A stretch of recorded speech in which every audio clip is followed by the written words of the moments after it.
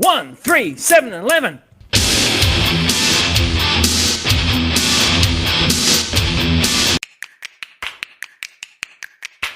Hello and welcome to the Superpower Dead I team. I'm Peter. And I'm Rick, and today we're reviewing the 2022 film Studio 666, starring Dave Grohl. And Dave Grohl. And also Dave Grohl. And someone else called the Foo Fighters. Don't forget Pat Smear. I must kill Pap Schmear. Who's Pat Smear?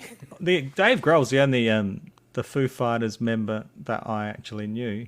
Because of this movie, I have learned that one of the other members of the Foo Fighters' name is Pat Smear. I saw his name in the credits and I had a bit of a chuckle to myself because I thought it was like a joke name, like The Naked Gun or something. But I've since learned that he's not elderly, the older guy, the grey hair guy with no acting chops. That could describe the whole cast, Rick. I actually liked him. He was a likable personality. He couldn't act for anything, but I think his scenes were kind of fun. In a broad sense, Studio 666, we're talking about Foo Fighters having to record their 10th album, where we get a nice little, it's not a cameo, like he's got a part in it by Jeff Garland. The setup is they've got to record their 10th album. Dave Grohl's like, we've got to do something bigger and different. I can't just do it in the same recording studios. Yeah. Get sent to this haunted house, and violence ensues. Yeah. But not quickly enough, unfortunately. No, I think takes a bit of time. The movie's about 106 minutes, and I timed it while I was there on my trusty Seiko. But it could have been shaved down by about 15, I reckon. For me, it's not a terrible film.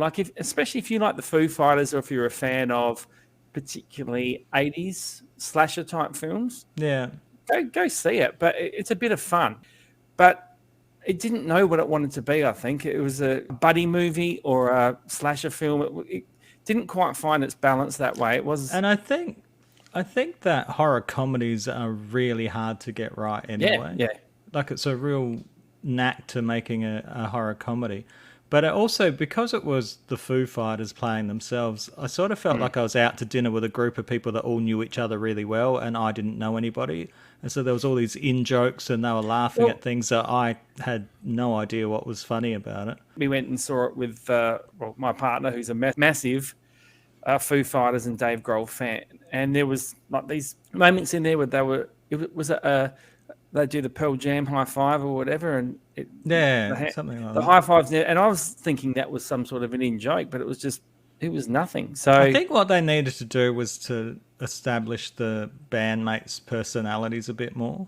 Like, instead of just assuming that all the audience is going to know what they're like, and because I think one of them might have been a germaphobe or something. With the high five, he high-fived outside, but that wasn't really. But I thought that was more of the joke about the Pearl Jam. The rest of them were in Pearl Jam, and this is how much I knew about bands. And he wasn't, so he didn't. Oh, okay. I didn't even know that. No, but it wasn't. That wasn't the case. But maybe it is the germaphobe thing. And it was paying homage to a lot of 80s slasher films. Gory enough. It was gory. I wasn't overly impressed with the special effects. In fact, we keep talking about these 80s movies. I think some of those 80s movies had better like splatter effects than what was this. I think there was a lot of CGI, like gore effects in this. Like, especially like there was one of the characters gets their head run over by a car. It just looked like an app effect. They need to, if you're going to do an 80s thing, get Tom Savini out. Get K&B who do The Walking Dead. That would be awesome if it was real, gore effects. Apparently, the guy that did the effects is quite well known. I'm just having. Well, maybe they just had a very poor effects budget. Yeah. I had a bit of a moment when they're recording the album because the person mixing the album was John Carpenter. I was like, I saw his name in the credits as the person. Yeah, he did the music, the theme song. Yeah, I think he did some of the music and did the theme song. And so he just popped up there with a guy that looked like Snake Plissken or whatever his name is from. And I think when we saw the credits, I think we thought that might be John Carpenter's son. I And think John it is time- yeah, Carpenter's become a bit of a rock star in his own right. I don't think he's making movies anymore. I think he's just touring with his music. My moment, I think, was when Lionel Richie turned up. The whole hello sequence, because I don't know why I perversely like that song, and then Lionel Richie turns up. So I thought, mate, little gags in that. A lot of the gags just fell flat. I don't think some of the performances helped. Like, they're not actors. Like, they're just No, they're not. You And know, it was clear. It's obviously not an easy job acting. Like, you watch movies and you think that that's an easy job, but it's not easy No, to I come don't think across it as is. convincing. So their film clips are quite parody-ish.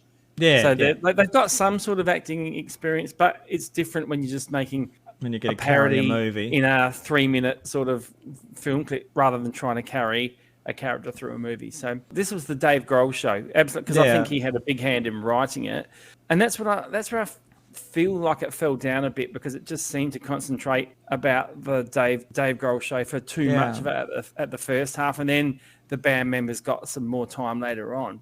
And I don't think he was doing it as an egomaniac. I think it was a part of the I mean, that was part of his character as well, wasn't it? part of They the were piss trying take to- of the. It was a bit of a parody that he was, this control freak. I don't know. I think another problem with the movie is that there wasn't really a protagonist. Like, there wasn't like a leading hero that you're rooting for. You've got Dave Grohl was the main character. Yeah, but he was basically the villain for most of the movie. He's the So hero then it's- slash villain. I think he was the villain, really. And then our heroes are just basically the two at the end that survive the longest.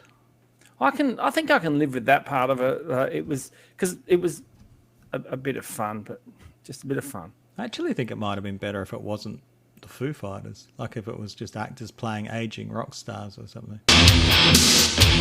Yeah, actually, just do that whole Like the premise. storyline. Yeah, but Yeah, like the a premise with but- a fake, like a pretend but, band with yeah, people with who actors. could act. Yeah, yeah. That would work. So, Pete, would you recommend Studio 666? I think if you're a Foo Fighters fan, I'd recommend it to you. I think you'll find things to enjoy in it. I think if you're just a casual fan like myself, you probably won't enjoy it as much. I'd recommend it for Foo Fighters fans and people who kind of like that classic 80s gore slasher films, because it had stuff in there to keep you entertained. Hello everybody, it's Billy Idol. Hey, I tell you what, it's a nice day for a white wedding, but it's a better day to like this video, to comment on this video, and to like and subscribe to the Super Power Dear 19. Yay! That's what I'm gonna do. It's better than dancing with myself. Ooh, ooh, dancing with myself.